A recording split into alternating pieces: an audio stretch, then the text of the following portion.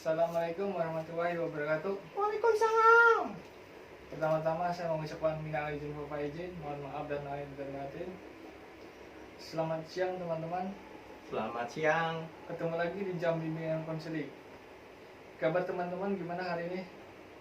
Masih di rumah saja kah? Harus dong di rumah saja, karena pemerintah sedang berupaya untuk memutuskan rantai penyebaran virus corona atau disebut COVID-19. Kita wajib banget membantu pemerintah serta tenaga medis dengan cara di rumah saja. Di rumah saja tetap asik kok. Ya, masih tetap stay home. Tinggal di rumah saja gitu, Kak. Ya, semoga COVID-19 ini segera berakhir agar kita bisa ketemu sama teman-teman dan sekitarnya. Amin. Oke, sebelum kita memulai kegiatan hari ini, mari kita berdoa terlebih dahulu agar diberikan kelancaran. Berdoa mulai. Selesai? Sebelum kita memulai kegiatan hari ini, alangkah baiknya kita perkenalkan terlebih dahulu agar lebih akrab satu sama lain. Perkenalkan dulu dong, saya Akbar Rizaldi dari Bimbingan Konseling 6A dari UPS Tegal. Silakan untuk yang lainnya. Iya, Kak Akbar. Saya Dudi. Sekarang Kak Akbar mempersiapkan PowerPoint untuk ditampilkan di akhir di sini. Kak Akbar mengasih selembar kertas untuk presensi untuk kalian. Mengerti teman-teman? Mengerti? Ya, Kak. Sudah mengerti presensi semua ya teman-teman ya? Semua sudah mengisi presensi semua ya teman-teman? Apa ada yang nggak berangkat? Ada, Kak. 2 orang. Siapa aja namanya? Hendra sama Maman. Oke, oh gitu ya. Sebelum saya mengucapkan terima kasih atas kehadiran teman-teman yang sudah hari ini berangkat pada layanan Rasikal ini. Oh iya, ada yang tahu layanan Rasikal ini? Kami tidak tahu kayaknya, Kak Akbar. Jadi layanan Rasikal ini adalah merupakan proses pemberian bantuan yang dilakukan secara sekelas, secara jadwal untuk memberikan pelayanan bimbingan ini kepada peserta. Contohnya kalian. Oh, gitu ya. Ada yang mau ditanyakan? Kayaknya apa ya? Tapi nanti bicara apa ya? Topiknya tuh apa? Lalu Kak Akbar mengambil permasalahan yang sudah teman-teman mengisi angket. Diharapkan teman-teman dapat berperan aktif mengajukan usul, karena dengan kalian aktif maka akan menjadi efektif dan juga akan melatih kalian untuk belajar mengungkapkan pendapat orang lain atau Anda sendiri. Apa kalian setuju? Setuju, setuju. Melanjutkan pertanyaan si A untuk topik hari ini yaitu narkoba. Ya, selanjutnya akan menjelaskan materi yaitu tentang narkoba. Ada di sini ya materinya, PPT-nya. Jadi sebelum Kak Akbar melanjutkan materi, ada yang paham nggak tentang pengertian Minuman keras aja, Kak. Oh gitu ya, pengertian narkoba. Narkoba adalah nafsan, adalah obat bahan zat yang bukan tergolong makanan. Jadi jika diminum, dihisap, dihirup, ditelan, dan disuntikan, berpengaruh terutama pada kerja otak, susunan saraf pusat yang sering menyebabkan ketergantungan. Akibatnya kerja otak berubah meningkat atau menurun, sehingga dapat mengubah keadaan psikologi seseorang seperti perubahan perasaan, pikiran, suasana, serta perilaku. Baik, selanjutnya akan di sini ada juga kan jenis-jenis narkoba, golongan narkoba, PPT-nya. Oke, next. Narkoba dapat digolongkan menjadi 3 golongan, yaitu narkotika, psikoterapika, obat dan atau zat berbahaya. Narkotika adalah untuk menurunkan kesadaran atau rasa. Psikoterapika adalah mempengaruhi psikis dan pengaruh selektif susunan saraf pusat otak. Ketiga, obat atau zat berbahaya. Adapun jenis-jenis narkoba lain diantara lainnya yaitu marijuana adalah nama khusus untuk hemp, suatu tanaman tinggi mencapai 2 meter bentuknya mirip daun singkong, daun warna hijau, dan tumbuh di daerah pegunungan. Next. 2. Kokaine. Kokaine adalah sering dihirup melalui hidung. Akibat kokaine terhadap fisik pemakaian adalah kokain. Terhambatnya saluran darah, pupil mata membesar, panas badan meningkat, denyut jantung meningkat, darah tinggi, perasaan gelisah, nyeri, gelisah, cemas. Next. Methamphetamine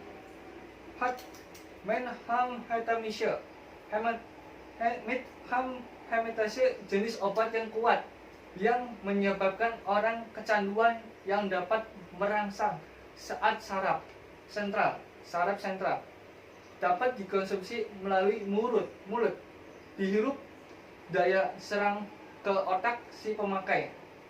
Lalu itu 4. Heroin. Kebanyakan pemakai heroin menyuntikkan zat tersebut ke dalam tubuhnya si pemakai agar merasakan gelora kesenangan diiringi panas badan, mulai mulut kering, perasaan yang berat, dan mental jadi kelam berawan menuju depresi di dalam sistem saraf sentral. Nextnya lagi club drugs. Di sini ada penjelasan banyak, ada 3. Ekstasis dapat menyebabkan depresi, cemas, dalam tidur, kecemasan, paranoia. Next lagi Rohypnol. Obat ini amat berisiko terhadap kesehatan manusia pemakai, seperti liver, ginjal, tekanan darah, kerusakan pada otak. Lalu game hard drugs book writing. Akibat overdosis adalah kehilangan kesadaran, serangan jantung. Lalu 4. Ketamina. Gejala yang dipakai adalah menimbulkan efek halusinasi dan mimpi yang diinginkan jika overdosis berakibat kehilangan memori atau menggigau atau kehilangan koordinasi. Nah, next lagi di sini ada ya ininya PPT-nya. Bagaimana penyalahgunaan narkoba? Di sini udah ada penjelasannya, tapi akan ditambahin lagi dengan saya pengertiannya. Karena pengaruh itulah narkoba, disalahgunakan sifat pengaruh menggunakan pengaruh itu sementara, sebab setelah itu menimbulkan rasa tidak enak. Untuk menghilangkan rasa tidak enak itu ia menggunakan narkoba lagi. Karena itu narkoba mendorong seseorang memakai lagi. Terjadinya kecanduan atau ketergantungan tidak berlangsung seketika, tetapi melalui rangkaian proses penyalahgunaan, yaitu pola coba-coba, pola pemakaian sosial, pola pemakaian situasional, pola kebiasaan, dan yang terakhir pola ketergantungan pada proses yang seseorang menjadi ketergantungan. Pada tahap awal pemakaian ini ia masih dapat menghentikan, namun setelah terjadi ketergantungan ia sulit kembali ke pemakaian sosial. Sekeras apapun ia berusaha, kecuali jika menghentikan sesama sekali. Pemakaian saat ia mencoba untuk menghentikan pemakaian akan terjadi gejala putus zat. Gejala putus zat adalah gejala yang timbul jika pemakaian zat dihentikan tiba-tiba atau dikurangi dosisnya. Berat ringannya gejala putus zat ini tergantung pada jenis zat narkoba, dosis yang digunakan. Next. Serta lama pemakaiannya maka tinggi dosis yang digunakan, dan makin lama pemakaiannya makin hebat gejala sakitnya. Oke, di sini ada lagi PPT-nya. Faktor penyebab penyalahgunaan narkoba ada 3: lingkungan, faktor teman sebaya, dan 3 faktor sekolah, kerja, dan komunitas. Dampak penyalahgunaan narkoba bagi diri sendiri, terganggunya fungsi otak dan perkembangan normal remaja seperti daya ingat sehingga mudah lupa, perhatian sehingga sulit konsentrasi, persepsi sehingga memberi perasaan semu atau khayalan, lalu motivasi sehingga keinginan dan kemampuan belajar merosot. 2. Keracunan. yakni gejala yang ditimbulkan akibat pemakaian narkoba dalam jumlah yang cukup banyak, berpengaruh pada tubuh dan perilakunya. Gejala tergantung pada jenis, jumlah, dan cara penggunaannya. 3. Overdosis. Overdosis dapat menyebabkan kematian karena terhentinya pernapasan atau perdarahan otak. Overdosis berarti toleransi sehingga overdosis yang lebih besar atau karena sudah lama berhenti pakai lalu memakai lagi dengan dosis yang dahulu digunakan. 4. Gejala putus zat. Gejala putus zat yakni gejala yang ketika dosis yang dipakai berkurang atau dihentikan pemakaiannya, berat atau ringannya. Gejala tergantung pada jenis zat, dosis, dan nama pemakaiannya. 5. Berulang kali kambuh. Maksud dari berulang kali kambuh yakni ketergantungan yang menyebabkan rasa rindu pada narkoba walaupun telah berhenti pakai narkoba dan perangkatnya. Kawan-kawan, suasana, dan tempat-tempat pengguna dahulu mendorongnya untuk memakai narkoba kembali. Itu sebabnya pencandu akan berulang kali kambuh. Lalu next, 6. Gangguan perilaku mental atau sosial. Gangguan perilaku mental sosial yakni acuh tak acuh, seperti sulit mengendalikan diri, mudah tersinggung, marah, menarik diri dari pergaulan serta hubungan dengan keluarga atau sesama terganggu. Terjadi perubahan mental gangguan, pemutusan perhatian, motivasi belajar atau bekerja lemah, atau edeporamid. Lalu 7. Gangguan kesehatan. Gangguan kesehatan ini yakni kerusakan atau gangguan fungsi organ tubuh seperti hati, jantung, paru, ginjal, kelenjar dekret, rongkit, alat reproduksi, penyakit kulit, dan kelamin. 7. Kendornya nilai-nilai. Kendornya nilai-nilai yakni kendornya nilai-nilai kehidupan, agama, sosial, budaya, seperti perilaku seks bebas dengan akibatnya penyakit kelamin, kehamilan yang tidak diinginkan, sopan santun hilang, ia menjadi sosial, mementingkan diri sendiri dan tidak memperdulikan orang lain. 8. Masalah ekonomi dan hukum. Masalah ekonomi dan hukum yakni pecandu dan terlibat hutang karena berusaha memenuhi kebutuhan akan mencoba ia mencuri uang atau menjual barang-barang milik pribadi atau keluarganya.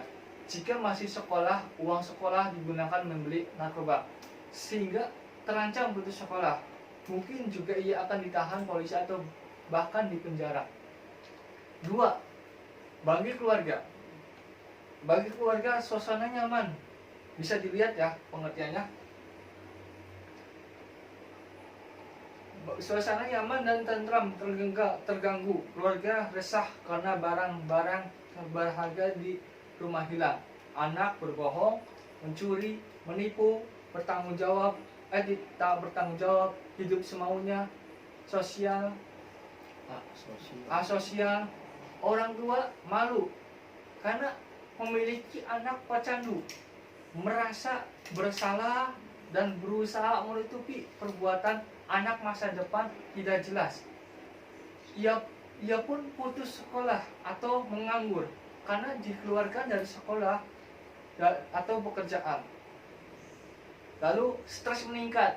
Orang tua putus asa sebab pengeluaran uang meningkat karena pemakaian narkoba atau karena harus berulang kali dirawat, bahkan mungkin mendekam di penjara. Keluarga harus menanggung beban sosial ekonomi ini. 3. Bagi sekolah, narkoba merusak disiplin dan motivasi yang sangat penting bagi proses belajar siswa. Penyalahguna mengganggu terciptanya suasana belajar mengajar. Presentasi belajar turun gratis, tidak saja bagi siswa yang berprestasi, melainkan juga mereka yang kurang berprestasi atau ada gangguan perilaku. Oke, next. Bagi masyarakat, bangsa, dan negara, mafia perdagangan gelap selalu berusaha merosok narkoba. Terjalinnya hubungan pengedar atau bandar dengan korban dan tercipta pasar gelap. Oleh karena itu, sekali pasar terbentuk, sulit memutuskan rantai peredaran. Masyarakat yang rawan narkoba tidak memiliki daya tahan dan kesinambungan pembangunan terancam. Negara menderita kerugian karena masyarakat tidak produktif, kejahatan meningkat. Belum lagi saran prasarana harus disediakan. Di sini bisa dilihat ciri-ciri penggunaan narkoba ada 3. Pertama, perubahan fisik dan lingkungan sehari-hari seperti jalan semroyongan, penampilan doyong, bicara tidak jelas, mata merah, kurus, nyeri tulang.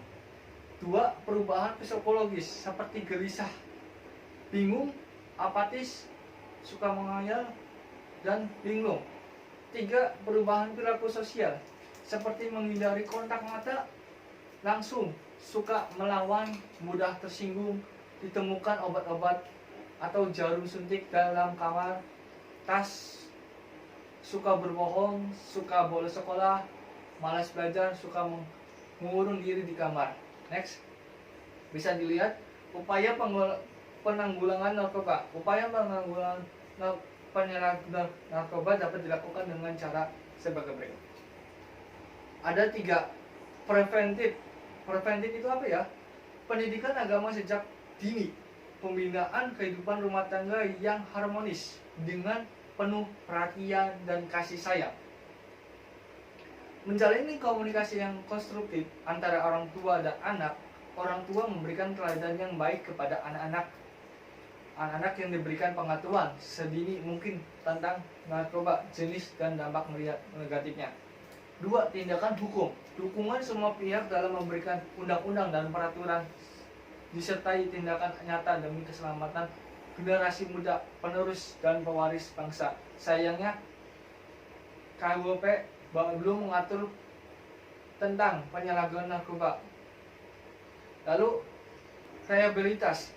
Rehabilitas didirikan pusat-pusat rehabilitas berupa rumah sakit atau rumah sakit secara khusus untuk mereka yang telah menderita ketergantungan. Sehingga sehubungan dengan hal itu ada beberapa alternatif penanggulangan yang dapat ditawarkan. Seperti ada 3 tahap. Mengingatkan penyalahgunaan narkoba adalah masalah global, maka penanggulangannya harus dilakukan melalui kerjasama internasional. 2. Khususnya untuk penanggulangan narkoba di sekolah agar kerjasama baik antara orang tua dan guru yang diaktifkan. Artinya guru bertugas mengawasi para siswa selama jam belajar di sekolah dan orang tua bertugas mengawasi anak-anak mereka di rumah atau di luar rumah. 3. Polisi dan aparat terkait agar secara rutin melakukan razia mendadak terhadap berbagai diskotik, karaoke, dan tempat-tempat lain yang mencurigakan sebagai tempat transaksi narkoba. 4. Pihak-pihak Departemen Kesehatan bekerja sama dengan Polri untuk menerbitkan sebuah paket yang berisikan tentang berbagai hal yang terkait dengan narkoba. Next. 5. Kerjasama dengan tokoh-tokoh agama perlu diefektifkan kembali, membina iman dan rohani para umatnya agar dalam setiap khutbah para tokoh agama selalu mengingatkan tentang bahaya narkoba. 7. Seperti di Australia misalnya, pemerintah sudah memiliki komitmen untuk menerangi narkoba karena sasaran narkoba adalah anak-anak usia 12 sampai 20 tahun. Maka solusi yang ditawarkan adalah komunikasi yang harmonis dan terbuka antara orang tua dan anak-anak mereka. Next. Oke. Setelah mendengarkan materi, akan melanjutkan. Barangkali dari teman-teman ada yang berpendapat atau tanya jawab, silakan. Ya Kak, izin tanya Kak. Iya. Kalau untuk berhenti atau ingin terlepas dari kecanduan narkoba, gimana tuh? Pertanyaan yang bagus. Oh iya teman-teman, ada pendapat mengenai pertanyaan dari Kak. Kita di sini juga menurunkan pendapat. Barangkali ada teman-teman yang mau jawab atau punya teman, jadi bisa dijawab pertanyaan si Kak. Iya kak, kebetulan saya punya temen Ya. yang suka memakai ya yang jenis seperti yang kakak ceritakan itu, narkoba. Tetapi sekarang sudah berhenti. Setelah saya tanya ke teman saya itu, bagaimana cara berhenti dari kecanduan narkoba supaya kita berhasil berhenti, katanya. Pertama, harus punya niat dari diri sendiri. Niat teman saya awalnya muncul setelah lihat orang tua. Mereka itu sangat kecewa saat teman saya pakai narkoba. Nah, semenjak itu teman saya punya tekad bulat mau berhenti. Selain itu, karena teman saya hobi musik, ya jadi teman saya tuh katanya dia bicara mulai menyibukkan diri dengan main musik. Jadi seharian tuh setelah sekolah main sebentar langsung main musik. Dan hal penting katanya yang harus kita berani keluar dari lingkungan seperti itu, ya kita harus benar-benar punya niat yang benar-benar kuat. Nah gitu kak, izin bertanya, Iya. saya Rudi. Pertama, kenapa teman kamu pernah memakai narkoba? Ya, silakan. Nah kata si Dadan, kalau saya tahu kenapa teman saya memakai narkoba, awal teman saya diajak oleh teman lainnya. Ya kita punya teman kayak kelompok-kelompokan gitu. Kemudian main ke suatu tempat yang kosong. Ternyata di situ teman lainnya banyak pada memakai apa yang kakak bilang tadi, narkoba. Iya. Saya juga nggak tahu. Setelah kakak menjelaskan tadi jenis-jenis narkoba, baru saya ingat itu. Kemudian teman saya pun melihat teman-temannya, di antara dia ada yang sedang memakai narkoba, mengajak teman saya untuk memakai. Nah saya juga diajak. Nah dari lihat seperti itu, mending kata saya tuh, saya coba yang enak aja tanpa pikir panjang. Teman saya malah ikut memainkan narkoba. Saya sih terus pulang gitu kak. Hehehe. Ada yang mau ditanyakan lagi atau mau beri jawaban? Kayaknya udah ada 2 orang 3 orang tadi yang bicara kak. Udah cukup. Baik, Kak Akbar akan menjawab pertanyaan si Kak. Untuk jawabannya di si B, ada benar juga kalau mau berhenti narkoba mungkin dari niat kita untuk tidak memakai narkoba. Jika niat kita kuat pasti akan menjauh dari narkoba. Walaupun untuk berhenti narkoba tidak langsung spontan, tetapi harus mengikuti langkah-langkah atau tahap-tahap yang akan dilakukan dari si pemakai itu. Dan coba mencari hal lain yang disukai, entah itu hobi atau apa yang terpenting, mencari hal-hal positif agar menjauh dari pemakaian narkoba. Itu pun jauhi teman-teman yang suka pemakaian narkoba agar tidak terulang kembali. Dan cari teman-teman yang benar-benar tidak memakai narkoba. Cara untuk mengatasi kecanduan narkoba sampai sembuh total tentu saja ada. Selain diiringi dengan niat dan keunggahan kesungguhan hati. Pertama yaitu pemeriksaan. Langkah pertamanya akan dilakukan untuk mengobati pecandu narkoba atau yang sering pakai narkoba adalah dengan melakukan pemeriksaan oleh dokter atau terapis. Tujuannya dari tahap ini adalah mengetahui seberapa besar tingkat kecanduan si pemakai narkoba tersebut, pun menganalisis efek samping yang dirasakan. Jika ternyata si pemakai tersebut, jika ternyata si pecandu narkoba mengalami depresi, halusinasi, dan gangguan perilaku lainnya, maka terapis akan melakukan konseling terlebih dahulu. Setelah itu, baru dilakukan rehabilitasi untuk menghilangkan candu narkoba tersebut. 2. Detoksifikasi. Cara mengobati pecandu narkoba selanjutnya yakni detoksifikasi. Tahap detoksifikasi adalah tahapan yang cukup sulit. Pada tahap ini, pengguna narkoba harus benar-benar bebas 100% dari konsumsi obat-obatan terlarang tersebut. Disinilah biasanya pengguna akan merasakan siksaan yang ditandai dengan sakit badan dan mual.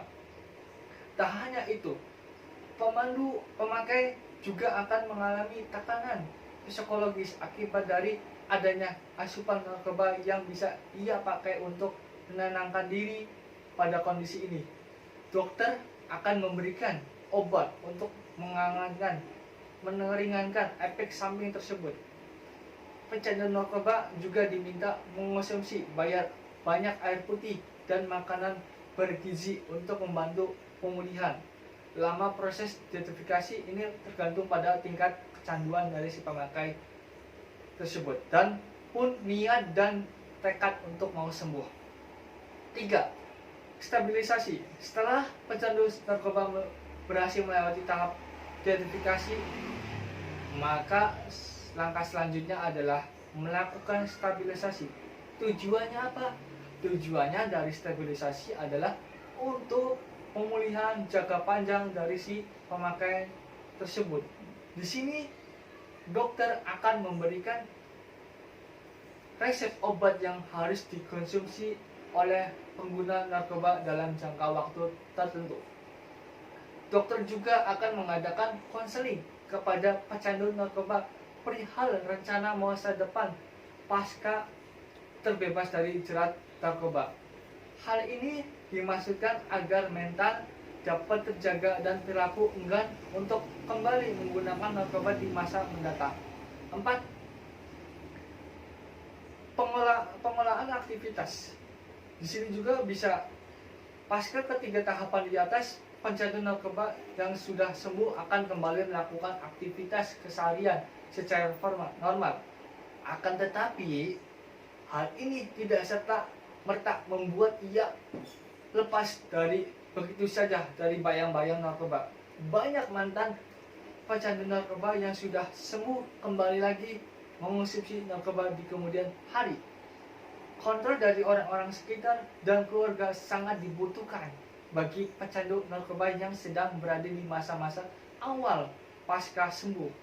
Hal ini untuk memastikan agar mereka tidak lagi bergaul di tempat yang salah dan kembali terjerumus ke dunia gelap narkoba. Inilah cara mengobati pecandu narkoba yang membutuhkan kontribusi orang lain selain tenaga medis. 5. Olahraga. Berolahraga juga bisa jadi cara mengobati pecandu narkoba untuk benar-benar bisa lepas dari konsumsi narkotika. Alih-alih pecandu narkoba tidak melakukan aktivitas sama sekali yang malah semakin membuat badan lemas, pikiran stres, dan terbayang-bayang sampai pemakai narkoba yang bisa menciptakan ketenangan. Lebih baik lakukan aktivitas olahraga untuk mengalihkan pikiran negatif tersebut. Pecandu narkoba bisa dilakukan berbagai aktivitas olahraga, mulai dari lari, berenang, atau latihan angkat beban di pusat kebugaran. Selain pikiran teralihkan, olahraga juga bisa memulihkan kondisi tubuh yang sebelumnya buruk akibat konsumsi narkoba. 6. Terapi akupuntur. Terapi akupuntur ini yang berasal dari Tiongkok dinilai efektif dalam membantu seorang untuk sembuh dari kecanduan narkoba dengan memasukkan jarum-jarum kecil ke jumlah titik tekan pada badan. Akupuntur mampu meredam rasa tidak nyaman yang dirasakan akibat putus obat. Karena akupuntur merupakan pengobatan alternatif. Banyak baiknya berkonsultasi terlebih dahulu kepada dokter terkait sebelum menerapkan cara mengobati pecandu narkoba yang satu ini. Next. Oh gitu ya kak. Ternyata tergantung pada diri kita kalau kita mau berhenti memakai narkoba ya kak ya. Iya. Iya. Ada yang ditanyakan lagi bagaimana cara berhenti merokok? Kayaknya udah jelas tadi kak. Cukup. Oke, tahap terakhir, Kak Akbar akan mengajak teman-teman membuat kesan atau pesan pada bimbingan klasikal pada hari ini. Paham materi hari ini yang telah disampaikan oleh kakak, sehingga kami semua dapat ilmu dan kami pun paham kaitan dengan bagaimana membantu mereka, bagaimana kita nanti memberikan layanan bimbingan klasikal. Asik lah pokoknya kak. Oh gitu. Baik, sekarang Kak Akbar langsung kesimpulan. Baik kak. Untuk kesimpulan dari bimbingan klasikal ini, yaitu kita dapat pelajaran atau ilmu yang kalian belum tahu atau orang yang suka memakai narkoba. Narkoba adalah obatan terlarang yang jika dikonsumsi mengakibatkan kecanduan, dan jika terlalu lama dan sudah tergantungan narkoba maka lambat laun organ dalam tubuh akan rusak, dan jika sudah melebihi takaran maka pengguna itu akan overdosis dan akhirnya kematian. Narkoba pun ada berbagai jenis seperti heroin, ganja, putai, kokain, sabu-sabu, dan alkohol pun termasuk dalam golongan narkoba. Manfaat yang dirasakan hanyalah sesaat, tapi mudarat jelas banyak sekali. Banyak organ tubuh menjadi rusak. Apalagi bila pakai obat bius.